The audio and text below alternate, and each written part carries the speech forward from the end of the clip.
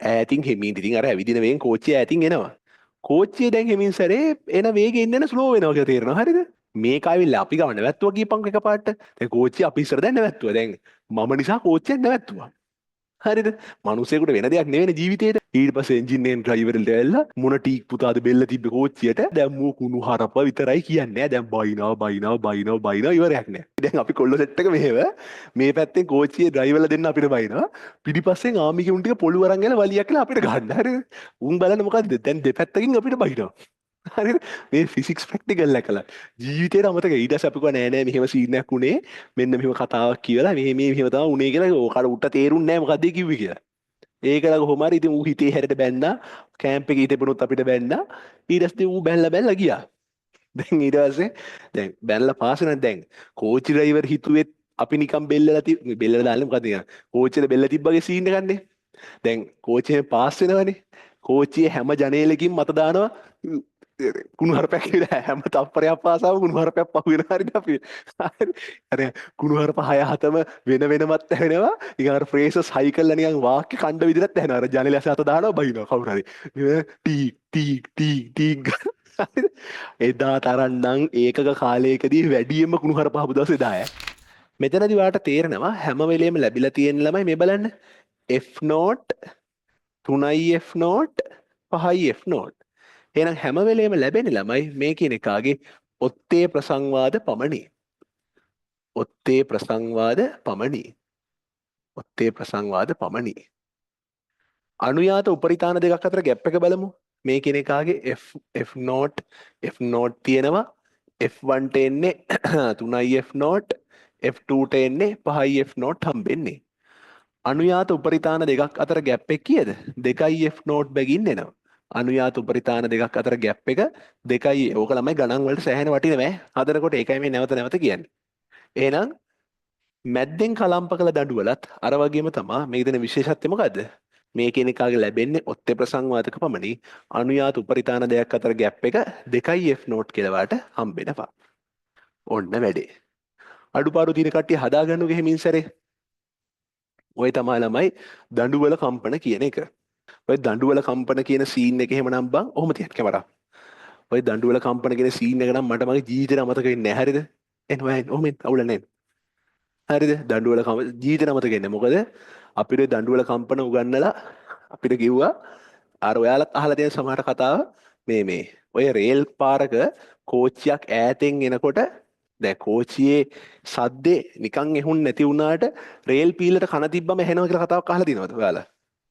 මට කියන්නේ එහෙම මෝඩ කතාවක් නෙක සිරා කතාවක්. ඒක ඇත්තටම වෙනවා. එහෙම කතාවක් අහලා තියෙනවද? අර ඇත්තටම කෝච්චිය ඈතින් එන සද්ද නැති වුණාට රේල් පීලට කන තිබ්බම ඇහෙනවා. ඒක ඇහෙනවා ඇත්තටම හරියද? දැන් ඔය ෆිසික්ස් පන්ති ඉවරලා සුධර්මාරම් ෆිසික්ස් පන්ති තිබ්බේ කාලේ. ඊට පස්සේ කොහොමාරි දැන් පන්ති වෙලා අපි කොල්ලෝ සෙට් එක එනවා හරියද? එනකොට මේ ඈතින් හෙමින් ඉතින් අර ඇවිදින වේගෙන් කෝච්චිය ඈතින් එනවා. අපි ඉතින් මේ එදානේ ඔය කතාවක එදානේ. ඊට පස්සේ මේ ඈතින් කෝච්චිය නිසා අඩුව අත බලමු සර් කිව්ව එක ඇත්තද කියලා මං ඉතින් හෙමින් සැරේ කන තියලා බැලුවා. උකුත් ඇහුන්නේ නැහැ. ආයෙ පොඩ්ඩක් ළඟ ගෙනද ආයෙ කන ඇත්තටම ඇහෙනවා. කෙලින් ඇහෙන්නේ නැහැ. ඇත්තටම කන තිබ්බම ඇහෙනවා. ඊට පස්සේ දැන් ඉතින් කෝච්චිය පාස් වෙන්න ඇරලා ඉතින් අපි හිටියා පාඩුවේ අවුලක් නැහැ. කෝච්චිය දැන් හෙමින් සැරේ එන වේගෙන් එන්න ස්ලෝ වෙනවා කියලා තේරෙනවා. හරිද? මේක ආවිල්ලා අපි ගාව නැවැත්තුවා කියපන් එකපාරට. දැන් කෝච්චිය අපි ඉස්සර දැන් නැවැත්තුවා. දැන් මම නිසා කෝච්චියක් නැවැත්තුවා. හරිද? මිනිස්සෙකුට වෙන දෙයක් නෙවෙයි ජීවිතේට. ඊට පස්සේ කොහොම හරි කෝච්චියෙන් දැන් අපි කොල්ලෝ සෙට් එකම ඉන්නේ බෑ. ඊට පස්සේ එන්ජින් එකෙන් ඩ්‍රයිවර්ට ඇවිල්ලා මොන ටීක් පුතාද බෙල්ල තිබ්බ කෝච්චියට ඌ හිතලා තියෙන මම මේ මැරෙන්න ගියා කියලා බං හරිද? ඌ දන්නේ නැහැ මම ෆිසික්ස් පන්තියේදී ප්‍රැක්ටිකල් ෆිසික්ස් පන්තියේ කිව්ව එක අත්දැක බැලුවේ කියලා ඌ දන්නේ නැහැ නේ. ඌ හිතලා තියෙන මම මැරෙන්න ගියා කියලා. කවුද යකෝ මේ මොකද මැරෙන්න ගියපු ටීක් පුතා ගා දැන් මූ කුණු හරප විතරයි කියන්නේ. දැන් බයිනවා ඉවරයක් නැහැ.